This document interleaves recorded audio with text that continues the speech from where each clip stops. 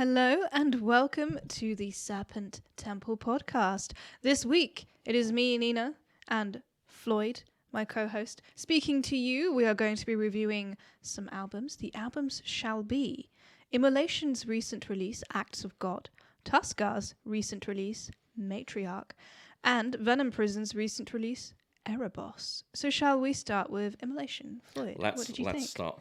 It feels good to be doing reviews again. It's been a while, isn't it? Yeah. It's so Immolation, legendary band from the New York death metal scene. From Yonkers, New York.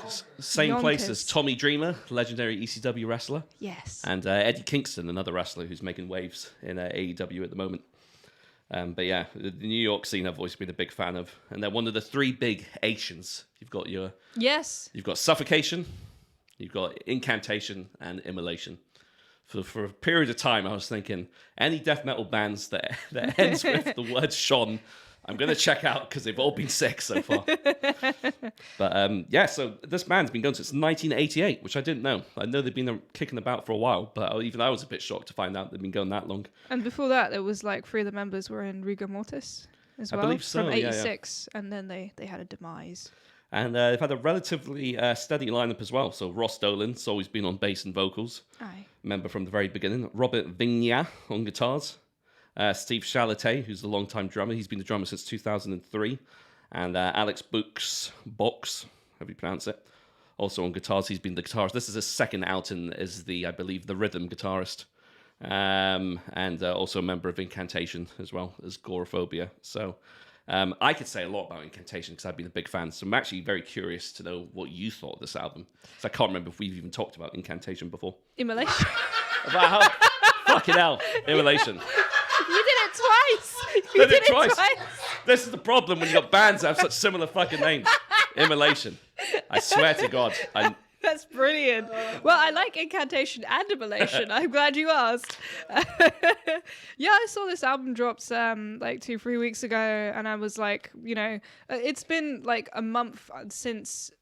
I mean, there's been a few albums that have come out, but now things are picking up, so I'm excited whenever something new drops. I'm listening to it, and yeah, this was a beautiful, lovely surprise. I knew it was going to be good, and it was immediately fantastic. It's got this wonderful sort of pounding energy to it, really like heavy, brutal pace. I've written the words chuggy, catchy, and stompy, which I think nice. Encapsulates this album for me. Yeah, Shem keeps throwing the horns. That sounds yes, my brother. Choggy. Welcome to the Serpent Temple podcast, where we know how to speak. I swear to God. Yeah, I was just going to say chuggy, catchy, and stompy. It's like some alternative names for like the hobbits from them. What's the name of the seventh hobbit? Both of these nuts. Both of these nuts, baby. Ah, yes. Okay. Now that's out the way. Yeah, it's a fucking good album. I think it's amazing that they've gone through so many albums because, like, A, it's 15 songs, which is a fucking lot of songs, and B, is what, like their 12th, 11th album? Something like that? Yeah, they've released a lot of albums. They have, in my opinion, one of the strongest discographies of any death metal band. Amazing. In particular, they had a 4-album run that started with Here and After. Then you had Failure for Gods, Close to a World Below, then Unholy Cult. And those 4 albums are like peak death metal. And all the albums are good, but those 4 in particular, it's kind of like they've kind of replicated what Slayer done with their first 4 albums, but the death metal equivalent, in my opinion. Oh, you know what? I was looking on Metal Archives, and there was a beautiful typo in the lyrics. Because like I was reading the lyrics, and I was like, wow, this album, these guys do not like religion. Yeah. And I read an interview. They were like, they're not like bad on religious people. They just like he doesn't like throw shade on the people necessarily. It's they're not into religion. It's all anti-church, which is, I'm glad it's anti-church and not like anti-Muslim or something like that, because that's always a whole other kettle of fish. However, it was, damn, like you really must hate the church to be writing 11 albums about this. Yeah. And I think it was only in 2013 or 2010, early 2010s or whatever, they actually started doing political stuff too on top of that, which is so funny. But yeah, I saw that in the lyrics. They have like stuff about like pollution, like people like marching Marching the World to Its Grave, which is great. Totally agree with that stuff. But yeah, there was a beautiful typo in Noose of Thorns when he's like, the crowning vision wraps so tight around us, coax us all as the thorns dig in. Oh, coax us all, yeah. I'm assuming he means chokes. But yeah, I just like the idea of a Coca-Cola can like being involved in the crucifixion. Was this a typo on Metal Archives? I'm assuming it's Metal Archives. I'm pretty sure he's not going to be like actually writing that. But if he is, fair enough, man. People, whoever's got the CD or can cross-reference that with the if they've included the lyrics in their liner notes. Yeah, any Metal Archives editors listening to this right now probably rushing to the MA page, like seeing if it's still there, so they can correct probably it. Too busy changing all the cat pics back from when they had all the band members, all the bands. That was cool. That was brilliant. Yeah, you mentioned some good points. The thing is, it's like Chuck Schuldiner with the whole Crystal Mountain thing, right? You know, it's like it's a slam on like more of the capitalistic nature of some of the churches. Yeah, totally. More so than anything else. And do you know what? Like Immolation and one of the bands, first time I ever listened to them, I was just like, that's how evil death metal should sound. Because there's so many bands that do a really hackneyed version and it's really derivative and just flat out corny. But like, I was like, this sounds malevolent. This sounds evil, but it's groovy. It's like just a perfect storm of ingredients for a band, which is why I think they're so revered even to this day, and why they can essentially release. You know, they haven't steered or deviated too far from their core sound. They throw in like a few different things every now and again, but just everything about the band and this album in particular. Because I could go on about the band and the other albums, but this album in particular, I think, is just another noteworthy addition to their discography. I think the production on this album is better than a lot of their other albums as well, because they signed to Nuclear Blast in the 2010s, and some of the post-Nuclear Blast albums are a bit more kind of like the production could be a bit thin, but like I actually think it's a lot fuller on this album, much more in the same way as it was on the earlier albums. So it's overall I was incredibly impressed. Yeah, same. I thought it was just fucking big, chunky, brutal, delicious album. All right, so yeah, I think it's really interesting how they explore religion not from just one angle, from like multiple angles, multiple points of view. I really like that. They really like going in depth into it and exploring everything they can. So, for example, like I saw that, for example, Blooded was from the point of view of like a war angel fucking loads of people up, and it's like disgustingly brutal, and he's like enjoying it, and that's disturbing. Like he's not actually, from what I understand, being like, yeah, go kill people, and like Monarch of Useless Ruin, that was really cool. That was like a kind of eco, look what you're doing to your environment. Your fatal harvest grows nothing but human waste. The blackest of tongues, like the power of the sun, you can give life or take it away. I thought that was really powerful. Some really powerful lyrics in there. And then I really also like how they start the album after the instrumental Abandoned. The second track is the title track, An Act of God. Which I always think is a bold move. You usually see that in like older records, I think. Title tracks. I mean, maybe I'm just talking absolute bullshit, like as I typically do.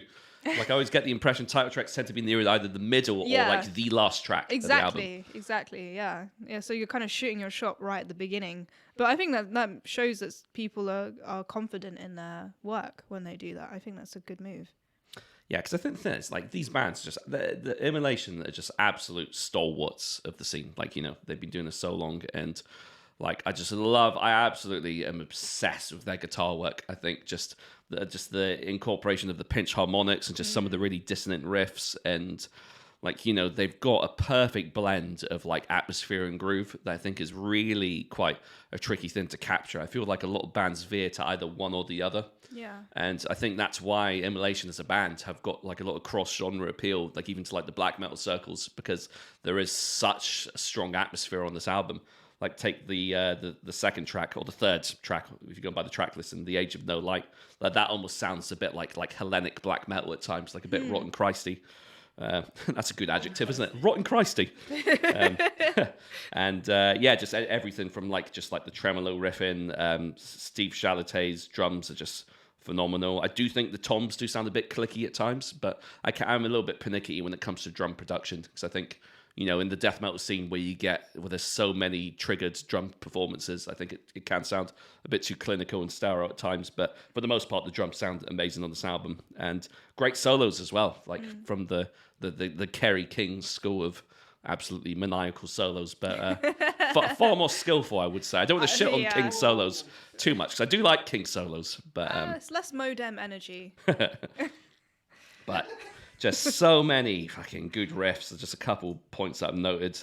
The track When Halos Burn, about 1 minute 25, get what I would describe as probably the hardest part of the album. By hard, I mean the bit that slaps the most. Like it's just such a crunching, groovy riff, and I just love it when the drums, when you get double bass that kind of like punctuates like the riff. Yes, I love it. It's filthy. But but like it's done sparingly. Like it's not like when it's done constantly, it drowns it out. But when it's done and syncopated properly with the rhythm section, it's just the best sounding thing in the world. It's like a delicately spiced riff. Exactly. Yeah. It's like that. What's that guy with the Salt Bay guy with the Yeah. Yeah. But yeah, some Let the Darkness In. That's good. That's a great track. It's got a guest vocals from Dan Lilker from Brutal Truth and Nuclear Assault. Oh, no way. So legendary grindcore band and legendary thrash band. And the last track, Apostle, I think that was a fantastic track. 1 minute, 26 seconds. And again, you get another ridiculously hard riff. It's just, everything is just so pummeling and just thunderous. Like Ross Dolan's bass and vocals are amazing. Yeah. I think he's a great vocalist because he is one of the few who manages to maintain that kind of the bestial, guttural pitch while still being intelligible. Yeah, his diction is fantastic and it's rhythmic. I do love like when someone's got a big fat vocal like that. It's like really, it's not like thin. You can tell it's not raspy. It's not in the throat. He's like really like, it's full bodied. His voice like really coming up from like his whole body, and it's so like it's really well recorded. You can almost hear like the spit in his throat as he's like enunciating all this stuff and he's like spitting it out. You can hear like the hatred in his voice. Beautiful work. I love it. Yeah, production wise, I think this might be the best his vocals have sounded. They did sound great on the Atonement as well, the album before this, but like some of the earlier albums, they were a bit muddled in with a lot of the guitar work, which is quite typical of death metal, to be honest. But no, he's always been one of the better death metal vocalists, I feel, because like, as you said, like, a lot of it is quite meticulously thought out. And I feel like he treats it as if it's like another instrument. And it's not just like, I feel like when you listen to a lot of death metal, you realize that they probably write the music and think, fuck, someone needs to do vocals. Oh, yeah. Yeah, just fucking, just grunt over some parts. Yeah. Yeah. But nah, it's every component of Immolation is firing on all cylinders. And, and I think that's testament to how great they are as a band, because it'd be so easy. I don't know many bands, funnily enough, Suffocation being one of the other ones who have helped craft a sound, a particular niche of death metal, and they're still releasing albums to this day, 30 years into their career, and it still sounds as fresh as the earlier albums. Like it's just something in the waters in New York. Probably chlorine and fluoride. Yeah. Now I'm just thinking of loads of bands with like Asian in their names. So I've got Cow Decapitation. Oh yeah, Cow Decapitation, of course. Desecration. Desecration. From Wales. Blood Incantation. Blood Incantation, yeah. There is a band, I can't remember the from, called Nun Immolation. That's funny. As in like a lady nun. Yeah. Okay, cool. I wasn't sure. Yeah, N-U-N Immolation, yeah. Is there another one? Yeah, there's loads out there. There's it's so just, many. It's like just so many of those tropes. It's like the amount of bands that have like the same prefixes and suffixes, like internal, spectral. Yeah. That's like the new one, isn't it? Yeah, spectral. Spectral's a new black. Yeah. But no, just I think I could go on and on about this band, but I just think just fucking hats off to them. Well done. I think this is just shows why they're the kings of death metal. Like I rank them as one of the best 5 death metal bands of all time, and I don't think they get nowhere near enough appreciation as they do from the scene. I have them way up there with bands like Morbid Angel and Suffocation as well. So there you go, showing our appreciation of Immolation. Nice. Yeah, I think it's a beautiful piece of work. Like really amazing how they can get music that's so complex on so many layers and add those vocals in there without it being awkward as well, and then wrap it all up into a beautifully produced, delicious album. Good album cover as well. Same artist that done the Venom Prison album cover. That explains a lot because it's got the same like horrifically traumatized energy to it. Yeah, it's Eliran Cantor. So done quite a few albums, like some really prominent bands throughout the years. Like amazing. He's done a lot of good work, and it's got a very distinct style. I think Venom Prison have used him for all their albums. Makes sense. If I'm not mistaken. Yeah, the Venom Prison album. Well, we'll get to that when we do it, but that cover is horrifying to look at. It is, isn't it? Well, shall we move on to Tuskar's Matriarch? Yeah, let's. Yes. This is their first full length after 3 EPs. So it's like their kind of first big old album that they've done. It's 5 tracks, 41 minutes. I think it's a banger. What do you think? I love this album. I have never ever heard of this band. Have you listened to any of the EPs? I hadn't. I've seen them live. Yeah. I've kind of like dug in and out over the years, but this is the first time I've like been like, okay, their album's out. I'm gonna properly dive in and just sit with a whole piece of work they've done. Yeah. I was really, really pleasantly surprised. I think firstly, I don't know many bands from Milton Keynes. Have you ever been to Milton Keynes before? I've not been to Milton Keynes. It's a mythical place. It's strange. It's like a video game city. It's like grid-like, so it's like the US cities, but it's almost all being constructed. So it's like you don't get much greenery and stuff. I went to watch a wrestling show there once and walked around because we were there super early. Wow. And it was like I was inside a video game. Really strange. Massive shopping centre as well. It sounds like an obscure British dessert. Yeah. Doesn't it? Like yeah, it does, Kendall mint cake or whatever it is Spot people dick. eat. Yeah, is that dessert? Spot dick is a dessert, yeah. I thought it was a main course. There I go. Something else when you go Soho, but it's... I mean, I think maybe I'm getting mixed up with Toad in the Hole. There's so many like weird hole obsessions. Like British people love things with holes in them, don't they? Yeah. Like, Sounds like that's probably what people like. Some US people think that British people would use as a chat line. Can I put my spotted dick in your Toad in the Hole, please? I mean, I'm sure it's happened. Probably has happened. Yeah. Neither of which I like. Can I just say for the record, I think spotted dick and Toad in the Hole are both fucking disgusting. I've never had either. No. I'll probably keep it that way. No, but yeah, back to Tuskar. So the album's called Matriarch. Yes. So from what I've gathered, it's loosely a concept album based around losing either, I'm guessing, a matriarchal figure, so whether that be a mother or grandmother. And from reading one of the reviews, I gathered that Tyler Hodges, who is the vocalist and drummer, is the one who experienced a loss over, I think, the last couple of years. So I think the album does a pretty good job of kind of channeling and portraying that horrific journey, which, I mean, I've lost my grandmother, but I mean, you can only imagine how horrible it must be to be in the position of losing the mother, for example. Like, I think it's one of those moments in your life that really alters you as a person. And I think it's one of those things that you don't ever really recover from. Yeah. And that's only basing that on secondhand knowledge from seeing other people go through it. So, yeah, I've seen that happen in my own family. We had like the head of the family die over a decade ago, and it's still, the impact ripples down for so many years. And yeah, like when something like that happens, so many relationships kind of fall apart because you don't realize that someone's holding things together until they're gone sometimes, and that causes so much trauma and conflict. And it's really interesting, like reading the lyrics. This was so powerful. I really loved how like they weren't simplistic lyrics, but they were really powerful lyrics, and they weren't like flowery, like typical death metal lyrics that are like very metaphorical, descriptive, like using loads of symbolism. This is like literally like one of the verses is just, the herd is doomed, the herd is doomed, the herd is doomed. Like, that's so cool. I love the kind of vulnerability that's present, inherent in the lyrics, but then also the music is so aggressive whilst also still having a sense of that loss and that grief and at times shame, which I think is really interesting.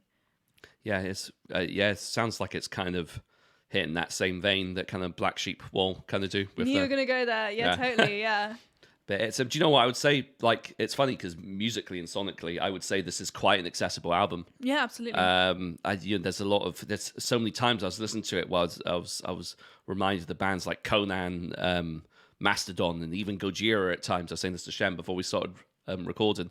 Like, they've done a great job of presenting a subject matter that is, deeply personal, but presenting it in a way that I feel like it's not impenetrable. Like, I think there's a lot of variation on this album. Like, if you compare the track, like say Shame, for example, which is probably the most somber track, and I think here vocally his most vulnerable one. Yeah. Where I think, I actually couldn't get access to the lyrics, annoyingly. I couldn't see them anywhere. I went to genius.com. Oh, did you? Yeah, they weren't on like Metal Archives or anything. No. Yeah. That's my fault for just always relying on Metal Metal Archives, the database of all metal. But we should get a sponsorship from them, seriously. It's funny. It's just like I remember the first time like I came across them. Wouldn't have been long after they founded as well, and I was just like, "This is amazing!" I know. It's all black. I remember being impressed that it was black because that's before the days of like dark mode or whatever it is called. It looks the same. Like it has. I love that. Yeah. Yeah.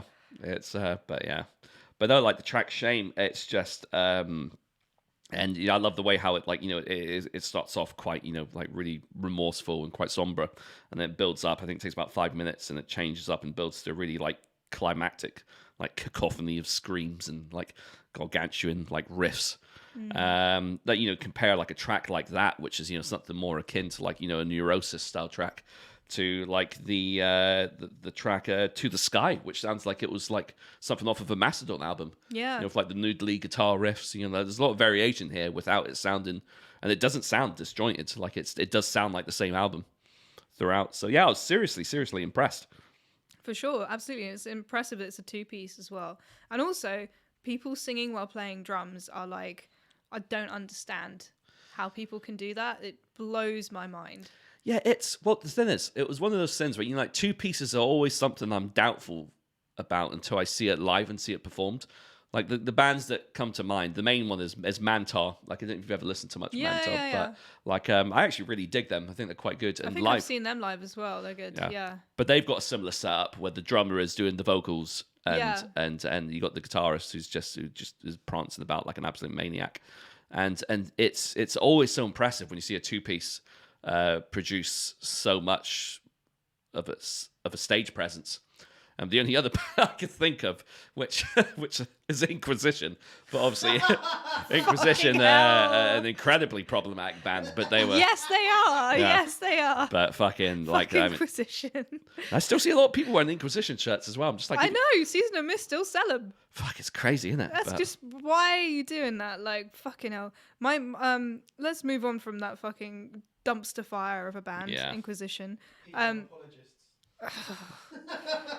Anyway, so yeah, my favorite. The first time I ever saw a 2-piece was I was on YouTube in like 2007 or something. And I found Lightning Bolt, a live video of. Have you ever listened to Lightning Bolt? They're fucking incredible, so good. It's like really energetic bass and bassist and drummer, and it's just mental. It's incredible to watch. So I've always had like a healthy respect for 2-pieces. Yeah. Because I think I kind of like. I have high expectations, but they are usually met because I have obviously not encountered the bad ones yet. But yeah, like Lightning Bolt are amazing live. Yeah. No, they've heard of Lightning Bolt. They're good. Well, I suppose the only other 2 pieces I could think of is, what's that band that broke big in like the 2010s? Royal Blood? I don't know. Yeah, they were like a big 2-piece. They're like the token rock band that the scene picked up on. And obviously White Stripes as well, right? There was just the 2 of them. I like White Stripes. I know it's not necessarily cool to like them, but I genuinely like White Stripes. I don't think I know any other song apart from Seven Nation Army. So what about White Orchid? You got a white orchid and you turned it blue. No, I don't think I know that song. I just really like the music. I think it's good. Oh, Death from Above. Yeah, them as well, yeah. But anyway, so what other track? I really love the last track, Grave, as well. I just think it's. I just want to give a shout out to Joe Clayton, who's the producer. He's worked with a lot of bands, and I think he's kind of made a name for himself as being one of the best kind of underground producers. He's done albums for Conjurer, Mountain Caller, Kaina, I think is how you pronounce it. The one-man black metal band. You ever listen to any of their stuff? Oh, CAI with 2 dots. Yeah. It's like I with like an umlaut kind of. Yeah, they're cool. They're cool. Yeah. And Wodes as well, like who are a great kind of like kind of blackened sort of thrashy band from Manchester. But yeah, so like he does such a great job, I think, of just creating that really like black hole sized guitar sound. Like the guitars do sound pretty monolithic on this album, and I think it lends so much more to the album's kind of the weight of the subject matter and just the compositions themselves, because there's just some seriously good like riffs here, like the track Halcyon Guilt. That's even like it starts with like this cool like almost Gojira-esque like kind of like noodling muted guitar line, but then fucking just like a real sick like post sludgy neurosis style riff kicks in. Neurosis. I'll take it.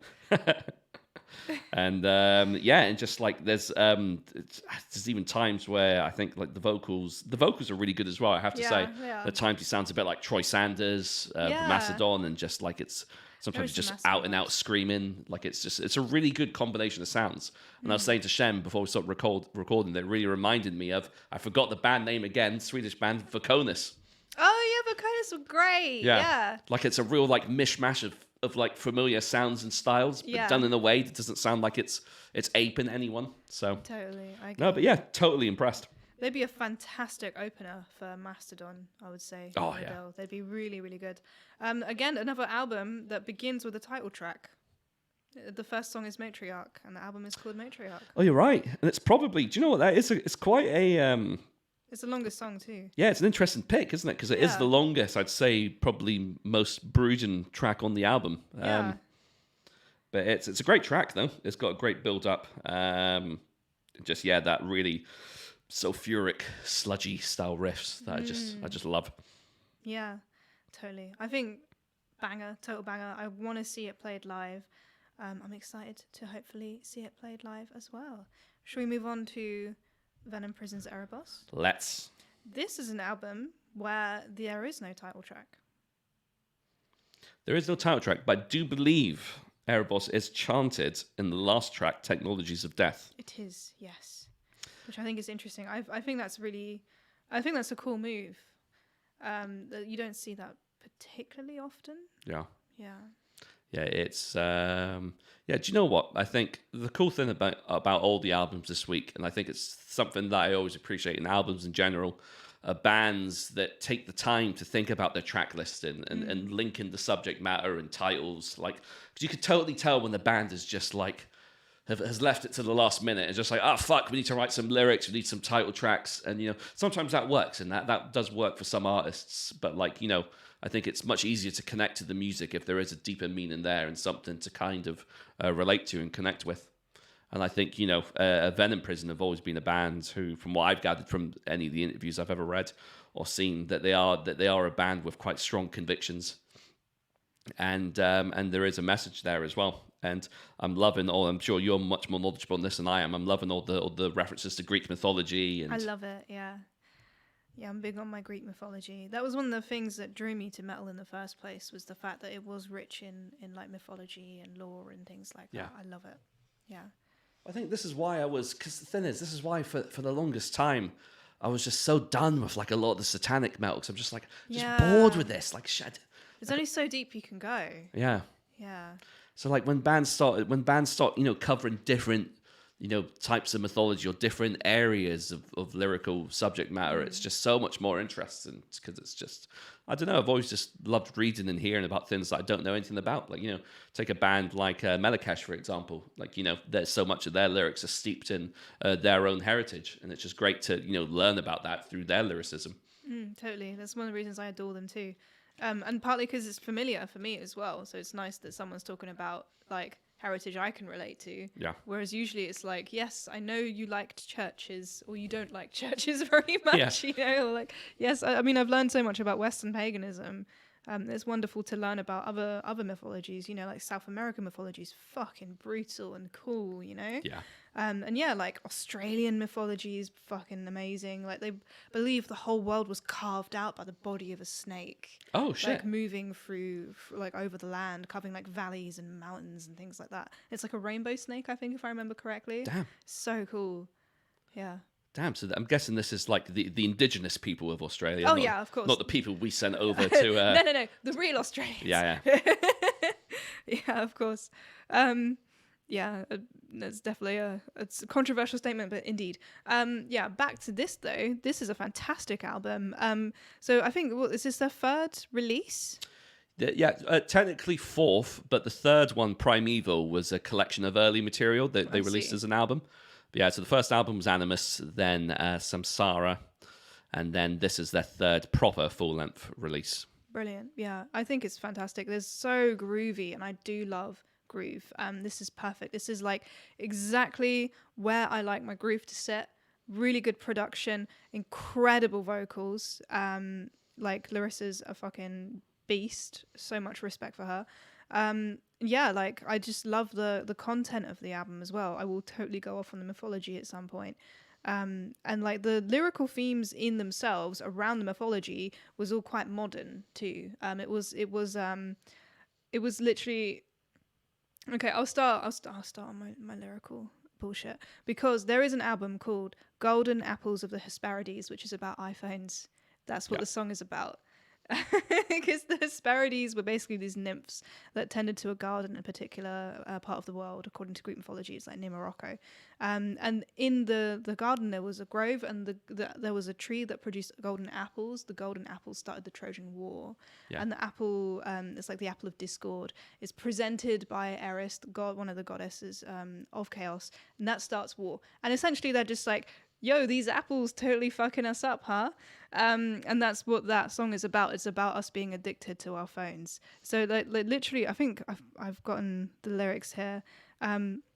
It's like decapitated but better. Basically, so like the lyrics are like lives, minds, brains, and privacy corrupted, sleep, thoughts, dreams, and needs are interrupted. Say, do you think you choose out of free will, sport for choice, keeping occupied and still? The modern media seduction, a mind-controlling masterpiece through the forces of destruction. A new creation is unleashed, perception management. That is about iPhones, if you ask me. Yeah, it makes sense. It all checks out. Yeah. And do you know what's funny? Because it starts with like quite an electronically tinged intro as well, if I remember correctly. Like it's got more, there's a lot of electronic influences on this album, I think. Yeah, and like Judges of the Underworld, again, it's like I think about people like perception management. It's like how people view each other, people like accusing each other of things, like who's the guilty party, things like that. So ironically, I think these guys are doing like what Decapitated should have been doing with cancer culture, as they've decided to call it. And they're actually like trying to delve into current social issues about, you know, cancel culture, or pollution, or the fact that we are addicted to our phones, castigated in steel and concrete, like, you know, city life, technologies of death. You know, it's really interesting. I think they've done a really cool job of kind of veiling the present and the future in the past, and using that as a way to convey certain issues. Yeah, it's a really interesting way of kind of juxtaposing that, I suppose, isn't it? Like using, like you said, like something as ancient as Greek mythology and connecting it to the modern world. Yeah, totally. It's funny you mentioned Decapitated, because I think even sonically, it's a kind of similar shift to what Decapitated started doing. Where I feel like with this album, they've taken a step away from like the straight up death metal influences and styles of the previous albums, and decided to go forward with a more kind of groove orientated and like I wouldn't say accessible. I wouldn't say this is an accessible album by any means. Like I don't think a fan of, you know, Trapped. Machine Head. Maybe Machine Head, you never know. but you know, I mean, I don't think it's an album that's instantly going to be accessible. It's not like Bring Me the Horizon, who decided to release a fucking pop album. Do you know what I mean? Oh yeah, man. But it's definitely a step in a more, I think, all-encompassing heavy music direction. You know, this will open up their audience significantly. I think this album will definitely be a level up for them in a very good way that they deserve, for sure. Yeah, it's nice. It just sounds amazing as well. So it was recorded at Grindstone Studios, which is a legendary studios, Ipswich and Suffolk. And so by that notion, Scott Atkins, who runs the studio, is the producer, and he does the mixing and the mastering on the album, and it sounds great. This is their first album of Century Media, I believe. Before this, they were on Prosthetic Records. Yeah, really good record label by the sounds of it. People Slice were on there as well. Oh, on Prosthetic. Yeah. Yeah. So, because Prosthetic's always had some absolutely great artists, and I feel like it's funny because Prosthetic has always been a bit more steeped in the underground. Yeah. Whereas now that this album's on Century Media, it kind of makes sense, because Century Media is this sort of the kind of mainstream metal label, totally. I would say, along with Nuclear Blast and Metal Blade. And Metal Blade. I think Metal Blade used to be, maybe not so much anymore. I don't know. Yeah, Metal Blade were kind of, because Brian Slager was Metal Blade, wasn't he? He was like big in the whole Metal Blade scene when they were like kind of like run when they had a lot of the bigger bands on there. And I suppose Roadrunner as well. I don't know anybody on Roadrunner anymore, but like they were the label. Roadrunner is now like I think Avril Lavigne and shit like that. But like Immolation signed to Roadrunner in like the 80s or the early 90s. Well, Roadrunner had all the death metal bands. They did. They had Obituary, they had Suffocation, Gore Guts. Like they were the death metal label. I used to go. I think they had System of a Down because I used to go on Roadrunner when Sode were on there and look at the other bands, and that's how I got into loads of other heavy bands. It was like going on their roster and stuff. Yeah, because they had some good shit, and then they were also quite quick to jump onto the whole new metal thing as well. Oh yes, because like they had Slipknot and they signed Nickelback famously as well, so they had Nickelback on their roster for a bit, which was when I don't know if you've ever heard this project, but they had that project called Roadrunner United. It's like a football team or something. No, it was they got so 4 key members of the bands on that roster. So you had Matt Heafy, or Heafy, however you pronounce his name, Joey Jordison, Rob Flynn, what the fuck? and I think the 4th was Dino Cazares. That's so the cursed. four metal horsemen of the apocalypse right there. and then they were like the chief songwriters for this album, and they got like so it was about like just celebrating sort of metal and music that had been released for Roadrunner at the time. They got Glenn Benton from Deicide in to do a track. They got King Diamond in to do a track. No. So it was kind of like an All Stars album. Was it good? I've never listened to it. There's no reason. So I saw Rob Flynn was involved, and I was like, That's so funny. I saw Rob Flynn. I was like, I'm out. I'm telling that. That's so funny. No, but it's I think I might have listened to 1 or 2 tracks, but it came out during a phase where I was very much I've always been a bit anti Machine Head, if I'm being honest, but I was very much didn't want to listen to anything involved with Slipknot and Trivium as well. And I feel like I will say though, hats off to Trivium because they've done a great job of kind of turning it around. They have, because they used to have like no cred at all. Yeah, because like the thing is, you got to remember, and I feel for them because they were fucking young when they first started, and they were pushed to the moon by like a lot of the press. And that was a lot of pressure on their shoulders, and like and the guys I think have done a great job of much in the same way that Slipknot kind of has as well, being seen as like a real credible band. Their new album cover is sick. Have you seen the artwork? It's actually really good. Blood in the Snow or something? I don't know what it's called. This like medieval battle scene in the style of like a Renaissance painting. That and like cool. there's like a knight with a shield and it's got like the Trivium logo on it, but it's like kind of subtle. And then it's just like really beautiful movement and artwork. I love it. It's like I'll have to check that out. No, I've not seen it. Yeah, I was like genuinely taken aback by it. You do know the story about the review of the album, right? Did I tell you this about Metal Injection, or someone on Metal Injection? Someone slammed the album when they reviewed it, and then but then everyone else said they absolutely loved it, so they wiped that review clean and then released the reviews, giving it like 9 out of 10. That's so funny. But it was but we do know that there's always politics and the whole reviewing. Oh, there is. I might have written that review. I remember I wrote a review for Metal Injection where I slammed Manowar. Because Manowar were one of my favourite bands. They released the shittest album I've ever heard. Like, I can't remember what it was called. This was like more than 10 years ago. And I was like literally like writing this review with like my face screwed up. Because I was like, I love this band, but it's so bad. I don't know what to do. Is it shitter than that Morbid Angel album? Oh, mate, it actually might have been. Yeah, it was around the same time, actually. So I think the Morbid Angel album being so bad kind of made them like able to sweep it aside and pretend it never happened. Yeah. But anyway, so back to Venom Prison. So this is a band. We'll say I've seen them live quite a few times. And the first time I ever saw them live was at Damnation. I want to say it was either 2016 or 17. And they blew me away. I thought they were absolutely stunning live. Like I just loved and what's cool about them as a band, and I compare them to another band that does this in a similar fashion, is them and Dying Fetus able to combine elements of hardcore and death metal, but in a way that doesn't make them deathcore. So it doesn't sound like, because obviously deathcore's become like this sort of, for a while deathcore was like the dirty word in the scene, or like the ugly kind of stepchild of the different genres.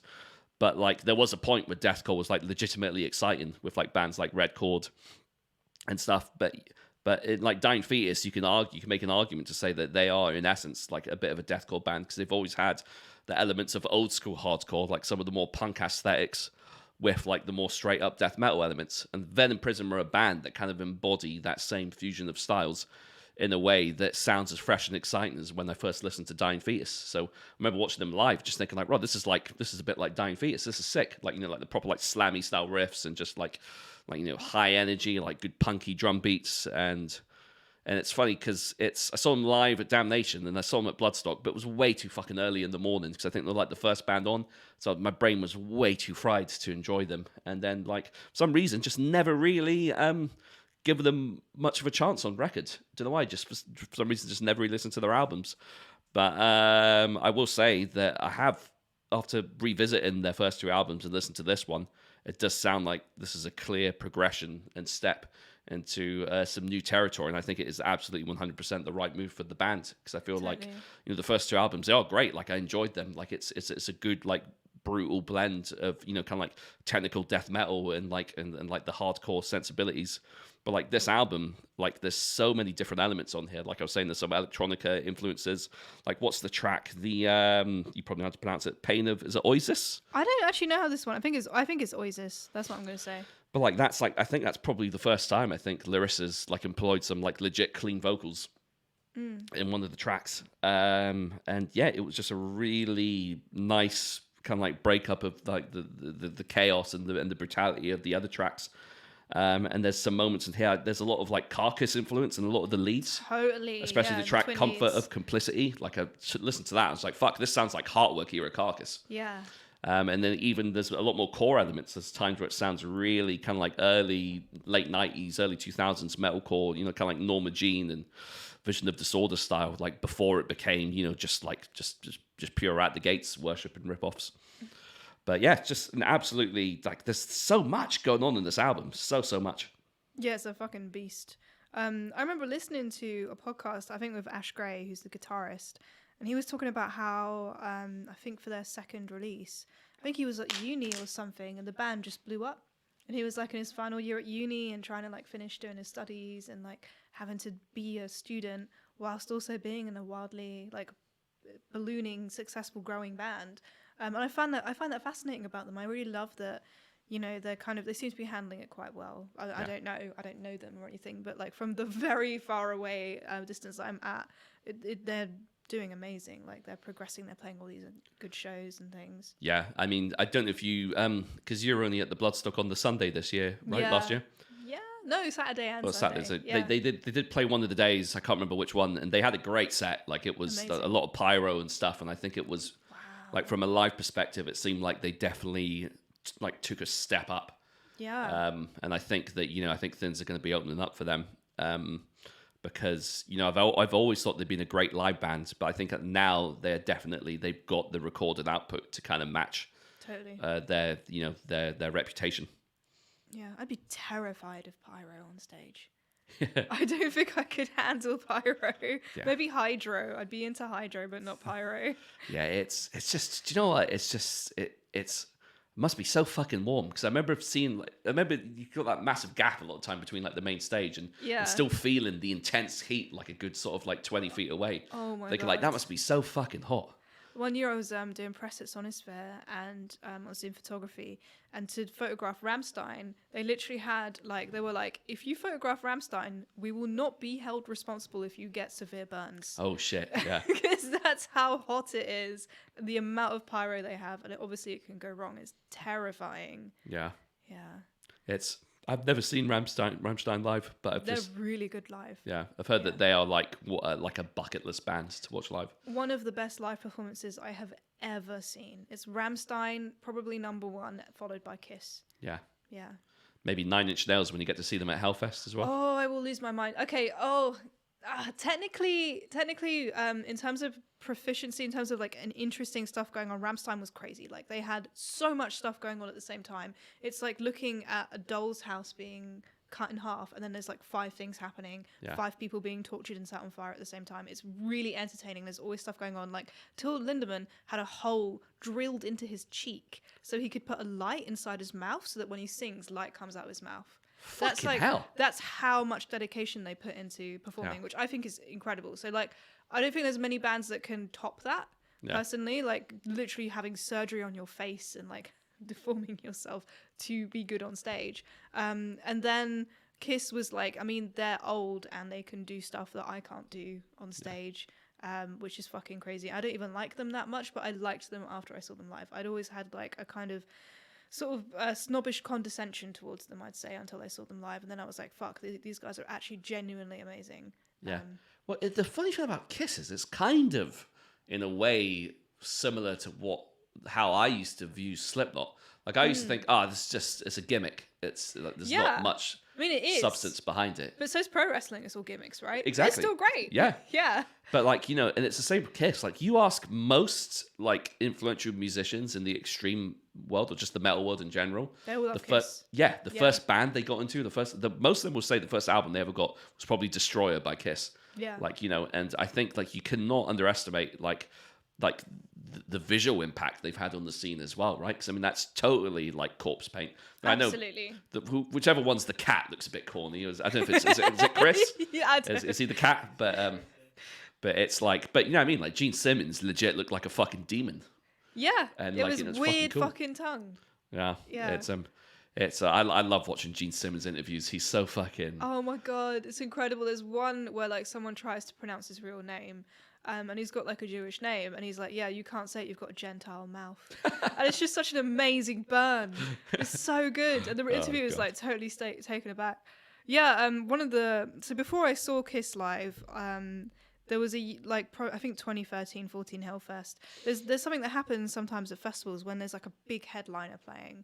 And it's like a band like Kiss or Metallica, and people like all the people backstage in like the artist area, like artists will gather around to watch them just walk on stage. Yeah. And there was this. It was like usually it's quite late. So I think it was like 11 p.m. or something, and there were like literally every single band that was playing the festival was standing in like a crowd, and it was just bands. It was literally like Where's Wally, and it's all famous metal bands. So I think like Down was there, High on Fire was like Sleep was there. Everyone was like fucking watching the Kiss, and they come out of their like changing rooms, and they're really tired looking, and they're wearing their big shoes, and they look really weird up close.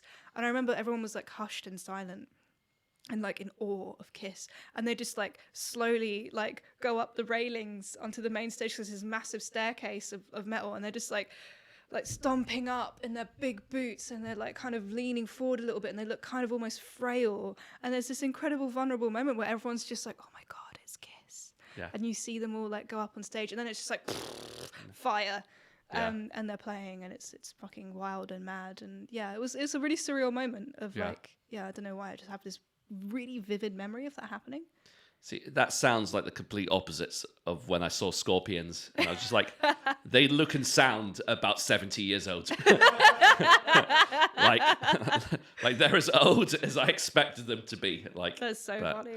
Nah, yeah, it's I'd love to see Kiss. That sounds amazing. They're really good. They're amazing live. Yeah, totally. I recommend it. And then Nine Inch Nails, like a life-changing band for me. They're one of those performances where I was like, holy fuck, did not realize you could be this heavy and be so punk. And I was like, yeah, I want to be a musician. So that's why they're a good band to see live. It will make you do things to your life. Yeah.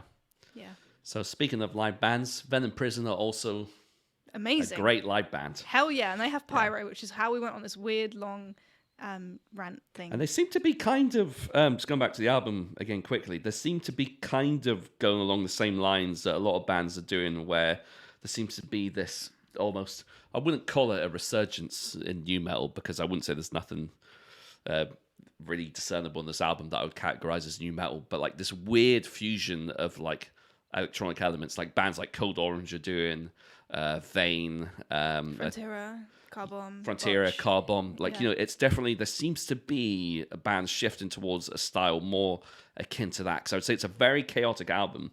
And I think, the drummer, who's Joe Bills is the drummer, does a fantastic job of keeping it all together and it all kind of glued in a way where it doesn't just sound like a complete mess. Like, and I have to say, like, the guitarists, like Ash and Ben Thomas, they're absolutely virtuosic on the guitars. There's some insane guitar moments on this album, like, which I hadn't heard before in their previous albums. So I think the musicianship has definitely like leveled up previous records, and I'm actually really excited to see some of this new material live to see how it kind of translates. Totally. Yeah. So it's overall it's very, very impressed, because they're a band that were never really on my radar too much before this. They were a band I knew were great as a live band, but had yet to become really invested in their discography or their recorded outputs. And now we are truly invested. Yes. Yes, I'm really excited about this. I agree totally. I love the electronic additions. There were some like really subtle details I noticed. Like there was an intro for one of the songs where it was like a drum fill or like a drum pattern at the beginning, and then I kind of suddenly realized, oh, they're actually playing some electronic stuff as well. It's like a wavery tone happening at the same time. And I love songwriting like that. I love it when people go like they add those extra details that you wouldn't necessarily pick out immediately, unless you're like listening to it to review it, to be like, okay, I've got to listen, I've got to hear the things they're doing. But if you're like casually listening to it, you wouldn't necessarily notice that's happening. Yeah. I think that's why it's one of those albums that you need to listen to a few times to really get a full grasp on it. So I'm actually quite looking forward to going back and giving it another shot, seeing what the layers reveal. And as you were saying before, like Larissa is a great vocalist, and I think her range on this album is far better on previous outputs, because she normally favors like that mid-range kind of almost like hardcore Chuck Schuldiner-esque kind of yell / scream. But like there's some great like grunts and like some really good like high-end work as well that sound like really like visceral. And like, and I think it's always a sign of a good vocalist when you can pick out who the vocalist is when you hear it. Like it's a distinct sound. Like what I was saying with Ross Dolan from Immolation. Like, you want to be able to tell that that's that vocalist. And I think just a great job with the lyrics, and just even the second track, Judges of the Underworld, there's a bit where she's like fucking screaming, choose your side, and then like transitions to like this. The end of that track is so fucking heavy, by the way. Like it's so fucking mosh heavy, and she starts employing like the proper death metal style, like barking and grunting, and it just sounds so fucking sick.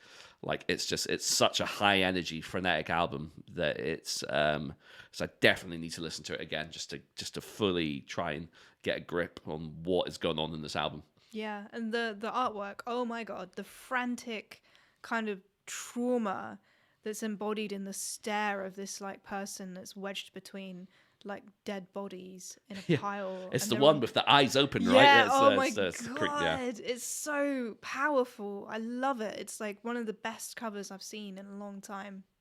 Yeah, which makes sense why they've used, like I was saying before, it's Ed Loran Cantor. Great artist, done some fantastic albums throughout the years as well. A lot of classic death metal albums as well. But yeah, it seems like they made all the right choices with this one, using Grindstone Studios, using the same artist again. And it sounds amazing. Like it's a great sounding album. So I think what a week for reviews. I think 3 excellent albums in my opinion. Yeah, it's a really strong start to the year. So that's a pretty good way to end the podcast with a strong start. I believe so. Hell yeah. Thank you so much for listening. Okay. Sam's lost it.